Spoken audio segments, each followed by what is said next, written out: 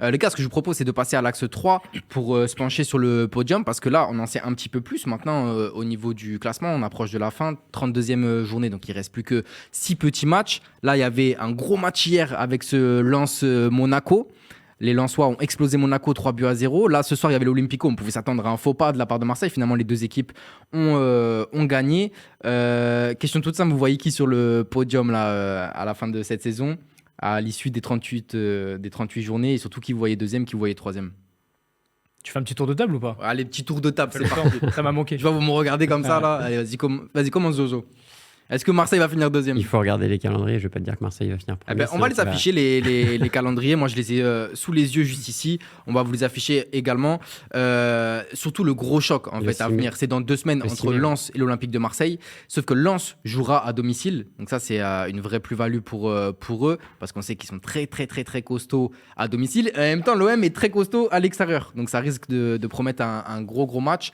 Mais globalement, le calendrier de Lens est quand même plus abordable que celui de l'OM. Toulouse-Lens, Lens-OM, Lens-Reims, c'est pas évident. Hein. Les 3 prochains matchs. En ce moment, ça décline quand même largement. Toulouse va plus avoir grand-chose à jouer.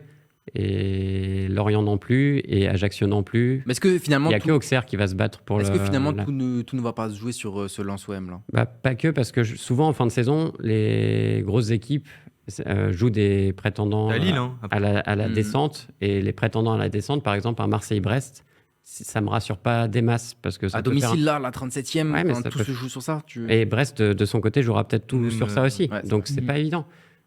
Sur les calendriers, quand je le vois comme ça, évidemment que le choc il est décisif, mais je pense que Lens est avantagé par rapport au profil des équipes qu'il rencontre. Après, on verra, mais je laisse Marseille deuxième quand même.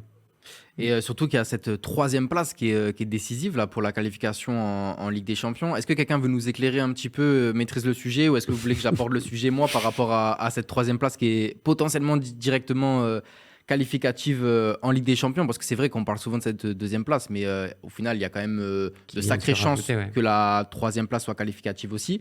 Tout va dépendre de nos amis italiens. En gros, pour faire très simple, les gars, c'est simple. Pour cette 3e place qui potentiellement serait qualificative, ça va dépendre de l'Europa League. Voilà. Il y a 4 prétendants. Il y a la Juve, Séville, Bayer Leverkusen et la Roma. Et si vous voulez, s'il y a une de ces équipes-là qui se qualifie directement en Champions League dans son championnat, et bien tout simplement, ça libérerait la 3e place pour les Français en Ligue 1. Donc là, parmi les concernés, du coup, ce serait la Juve et la Roma. C'est pour ça que je disais qu'il faut soutenir les amis italiens, parce que Séville est complètement... a encore un peu de chance quand même. Bayer Leverkusen, il me semble qu'ils sont à 7 points de Leipzig. Ça va être très très très compliqué pour eux de se qualifier en Ligue des Champions. T'as Séville qui est 12e, je vois pas d'ici, ils sont 12e, c'est ça? Il me semble. Donc qui fait une saison assez catastrophique en Liga. Donc voilà, potentiellement ça concernerait la Juve si jamais ils ne se font pas encore retirer leurs 15 points, et la Roma. Mais il y a quand même des chances que cette 3e place soit qualificative. Qu'est-ce que ça fait si Séville, par exemple, gagnait la Ligue Europa? Du coup, directement barrage, qualifié en Ligue des Champions, et le barrage pour la Ligue 1. Ouais, c'est ça. C'est ça. Et on sait que c'est hyper important parce que barrage ou tour préliminaire même, non? Il y a un tour préliminaire et barrage. Et on sait que les 2 dernières années, Monaco a fini 3e 2 fois de suite. Et 2 fois, ils sont pas allés. Ça réussit jamais les barrages au club français, historiquement. Ouais, c'est clair. C'est plutôt positif pour la Ligue 1 parce que quand on voit les 4 derniers sur l'expérience en Europe, je pense que la Juve, par exemple, est une équipe qui est armée pour la remporter maintenant, ou en tout cas qui figure comme grandissime favori. Pour moi, peut-être Leverkusen est un peu outsider, mais sinon les 3 peuvent la gagner. Ouais, c'est ça, c'est vraiment serré. Mourinho, c'est un mec de finale. Donc, finalement, tu vois, s'il y a autant de chances que les 3 gagnent, ça fait quand même plus de chances que ça fait 2 chances sur 3 pour les clubs français, quoi. Faut juste espérer que Séville ne la gagne pas, quoi. Bon, bref, vous voyez qui finir dauphin, les gars, ce petit tour de table? Marseille, Lens. Non, moi je vois l'OM. Je pense que ce soir ils ont gagné leur 2e place. Hein. Ce soir, ils ont préservé la 3e place parce qu'il y a une super opération quand même avec Monaco qui a perdu contre Lens. C'est vrai qu'on l'a pas dit, mais la meilleure opération du week-end, c'est pour Marseille. C'est eux qui font la meilleure. C'est eux qui. Ouais, mais Lens qui tape Monaco, les gars, Lens, ils ont encore, même s'ils sont 3e, ils ont leur destin entre leurs mains. Oui, bien sûr, mais ça permet juste potentiellement de dire que Monaco est quasiment hors course pour le podium si les deux restent sérieux. Et pour le podium, pareil, le calendrier de Monaco, il est terrible. Hein. La fin de saison de Monaco, ça va être, je sais pas si on peut le afficher, mais ça va être, compliqué. Hein. Ouais, il y a Lyon, le calendrier de Monaco, il est juste ici. Monaco, Montpellier, Angers, Monaco, Lille, Lyon, Monaco. Donc il y aura une nouvelle fois des grosses affiches. Ils vont se déplacer à Rennes également. Lyon, c'est du costaud. Donc du costaud. Commencez pas. Vous voyez pas Monaco créer la surprise et pouvoir shipper et jouer un mauvais tour aux Marseillais ou aux Lensois? Moi, je pensais que c'était eux qui allaient faire. Qui allaient réussir la fin de saison. Je pensais qu'ils allaient taper le RC Lens. Bon, ils n'arrivent pas, ils ont du mal. Donc, moi, le Lens a peut-être gagné le podium ce week-end aussi. J'ai envie de te dire. Je vois plus maintenant Monaco revenir. Même, je te dis, les matchs... Monaco est seulement à 4 points de Lens. Hein. 5 points. 5 points, 61, avec c'est ça. Monaco 61 points, Lens à 66 points. Donc ils sont seulement. Il reste 6 matchs. La différence de but aussi, qui est costaud. Ouais. Surtout, ils vont compter sur ce fameux Lens-OM. Vous voyez combien, vous, sur ce match-là? Vous voyez pas les Lensois à la limite, pour les deux, le plus intéressant, ça serait de faire match nul. Ouais, mais Lens, ils vont pas vouloir se satisfaire du match nul, je pense. Marseille non plus, évidemment. Ça sera un match intéressant. Non, mais après, franchement, honnêtement, sur cette Ligue 1, tu te dis quand même qu'il y a du regret pour Marseille parce que tu pouvais aller chercher le PSG. Tu pouvais aller chercher le PSG cette saison. Bien sûr, je suis d'accord avec toi. Surtout à domicile. Ouais. Non, mais ils ont trop pêché à domicile, les Marseillais. Ouais, ils ont autant de défaites que Paris, finalement. Ouais, c'est vrai. Pourtant, il y en a qui croient encore dans le chat, puisqu'il y a JKL Mama qui nous dit Marseille premier, qui sait? On y croit encore au titre pour les Marseillais ou pas? Ils se sont enfin réveillés, ils se sont mis en mode. Là, ça y est, c'est fini. Ils sont mis en mode Ligue 1, ça y est. Le problème, c'est qu'il va y avoir des objectifs individuels aussi à aller chercher pour certains. Ça va les porter. Mbappé va vouloir sécuriser sa place de meilleur buteur. Donc, il y a forcément il y a plus d'enjeux réellement pour Paris dans cette saison. Mais individuellement, il y a encore des objectifs qui vont leur permettre d'assurer, je pense, cette première place. Même en interne, avec des joueurs qui veulent peut-être garantir leur place pour la saison prochaine.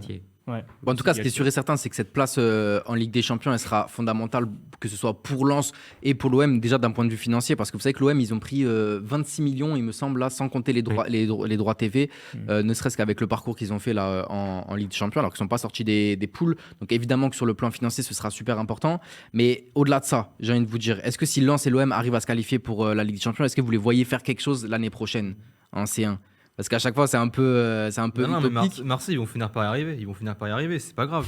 J'ai l'impression qu'ils parlent de Paris. non, mais à faire quelque chose en Ligue des Champions. Parce que tous les ans, on se moque d'eux en disant que ils sont pas bons. Mais je trouve qu'il y a de la progression cette année. Tu passes pas, mais t'as quand même fait de beaux résultats. Contre le Sporting, c'était bien. Donc moi palmarès de l'OM en Ligue des Champions contre le Sporting, c'était bien. Ah non, mais c'est vrai, tu passes de tu te fais non, c'est vrai, ça joue avec 0 points. En vrai, avec le deuxième match contre Tottenham là, ça se joue à une tête de Kolasinac finalement la sortie des poules. Il faut dire aussi qu'on a intégré des joueurs dans l'effectif à Marseille qui sont du niveau du standing européen, ce qu'on n'avait pas les dernières saisons. Sanchez, aujourd'hui, tu sais que ça va performer sur la scène européenne. Il manque quand même un peu plus de joueurs pour ce que j'allais dire, ça dépendra du mercato aussi. Mais moi là, il y a des regrets, tu parlais de regrets tout à l'heure en Ligue 1, les regrets en Europe. Aujourd'hui, Marseille en Ligue Europa. Est-ce que Marseille n'aurait pas pu faire un bon parcours en Ligue Europa quand on sait qu'il y a cette espèce de couac, cette erreur de communication, là où ils vont tous à l'abordage, c'est le dernier match de Ligue des Champions. Voilà, ça c'est frustrant. Tu dis qu'il y a un problème parce qu'aujourd'hui, moi, à Marseille, je vois les équipes qui sont là. Je me dis, l'OM, pourquoi pas en demi-finale Ligue Europa aujourd'hui. Quand je vois les équipes de Ligue Europa, de Ligue Europa. Non, bah oui, pourquoi pas. Il y a eu finale il n'y a pas longtemps. Bah ouais, pourquoi pas. Oui, mais c'est pas le même contexte là. Je suis désolé, avec l'effectif qu'a l'OM, avec les ambitions qu'a l'OM, Non, mais l'OM doit au moins. Si tu vois la saison de Séville, tu peux te dire que Marseille est en demi-finale. Justement, tu vois, Séville, ils ont que ça à jouer. Séville, c'est un bon exemple. Oui, c'est pour ça, mais c'est toujours la même chose. Est-ce que tu concentres tes forces là-dessus ou pas? C'est comme Nantes en Coupe de France qui a tout misé là-dessus. Qui va finir en Ligue 2. Mais non, mais en vrai, c'est très risqué avec la saison à 4 décembre. C'est très risqué. Ils se retrouvent au bord de la Ligue 2. Après, Camboire a dit il n'y a pas longtemps, j'en ai rien à foutre de la Coupe de France, moi je veux me maintenir. Mais Camboire, il dit beaucoup de. Oui, il a aussi dit qu'il en avait ras le bol du foot et qu'il voulait se barrer. C'est bien, t'as évité le strike. Le dérapage. Il ira faire du golf avec Laurent Blanc s'il veut.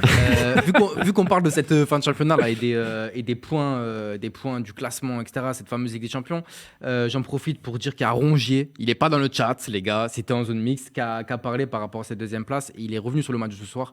Il nous dit quoi, l'ami Rongier? On n'a pas raté le coche. C'était un match compliqué face à une belle opposition. Cette victoire n'est pas du tout volée, même si ça arrive sur un contre favorable. Je ne sais même pas qui marque ni comment, mais on a eu beaucoup de situations ce soir, donc tant mieux, on reprend la deuxième place. Il ne faut pas laisser des points en route. Est-ce qu'ils vont en laisser contre Lens? Lens, ça sera un énorme défi quand on voit ce qu'ils ont proposé face à Paris à 10 contre 11 après 17 minutes de jeu. Après, Paris n'est pas non plus dans son... Mais... Contre Monaco, c'était fort. Par contre. En fait, c'est pour ça que je me rassure pas forcément de la victoire de Marseille ce soir, parce que si on a ce déchet offensivement face à Lens, on va se bouffer les doigts, parce que Lens, pour le coup, va bien plus bousculer le bloc défensif. Et Klose, par exemple, n'existera pas autant à Lens, même s'il va retrouver son ancien club et que ça peut apporter quelque chose. C'est pareil. Mais ça, c'est des matchs spéciaux quand même pour ce genre de joueurs qui reviennent dans leur club. Ce ne sera pas la même adversité en face et le moindre loupé, entre guillemets, pourra se payer cash de l'autre côté. Donc, c'est sûr que le petit Openda, là, il va faire peur avec Seko Fofana au milieu. Là. Et est-ce que ça peut faire un truc en Ligue des Champions l'année prochaine, Lens, pour vous? Non, j'y crois pas. J'y crois pas du tout. Non, même s'il continue le projet sportif, il arrive à garder Fofana. Peut-être une victoire ou deux, tu vois, mais ce sera déjà très bien. Lens revient de très loin, faut pas l'oublier. Aussi. Franchement, on parle avec Marseille, mais au final, ils n'ont pas des joueurs taillés d'un standing européen à part. Pas du tout. Mais si l'année prochaine Lens parvient à se qualifier en LDC et qu'ils finissent 3e, c'est un exploit. 3e de leur groupe pour Lens, c'est un exploit. Complètement. Surtout qu'ils vont faire partie du chapeau 4. Donc ils vont tomber dans un gros groupe s'ils sont en Ligue des Champions. Mais pourtant, ils ne sont pas tellement de votre avis dans le chat, parce qu'il y a JKL Mama comme d'hab qui nous dit Lens en Champions League, ils pourront aller loin. Il y a Polyoc51 qui nous dit Lens peut aller en 8e de la LDC, c'est une équipe formidable avec un état d'esprit qui les feront aller loin. C'est un amoureux du foot. En chapeau 4, Lens, si tu te retrouves avec le City. Mais l'OM, c'est chapeau 4, les gars, vous avez vu le quadruplé d'Haaland à Bollaert. Des fois, les chapeaux, ça veut pas dire grand chose. Arsenal chapeau. Arsenal. Non mais c'est vrai, le fait d'être chapeau 4, ça réduit drastiquement les chances de Lens. Regarde l'OM, les gars, ils étaient chapeau 4 et ils sont tombés sur un groupe largement abordable. Ils auraient dû passer. Ah mais c'est toi qui le dis, mais ce qu'on a vu. Pourquoi ils auraient pas dû passer? Non, mais ils devaient passer. C'est comme ça. Et puis on peut pas comparer. Pour moi, on peut pas comparer Marseille et Lens sur la scène européenne. Lens, c'est encore un cran en dessous. Sur la scène européenne, je parle. Un Lens Tottenham aujourd'hui, en termes d'effectifs et de joueurs habitués à jouer ce genre de compétition, cet impact physique et tout, ils sont. Complètement. C'est pour ça que moi, je pense qu'il faut nuancer. Lens cette saison, que pour moi, il y a une euphorie. Ils ont appris aussi de leur échec la saison passée où ils se sont retrouvés sans Coupe d'Europe alors qu'ils se voyaient peut-être un peu plus beaux qu'ils ne l'étaient. Il y a une cohérence qui fait que cette saison, c'est impressionnant. On adore les voir jouer. Il y a ce truc en plus à Bollaert. Il y a un truc autour de Lens, mais il faut faire attention en Ligue des Champions.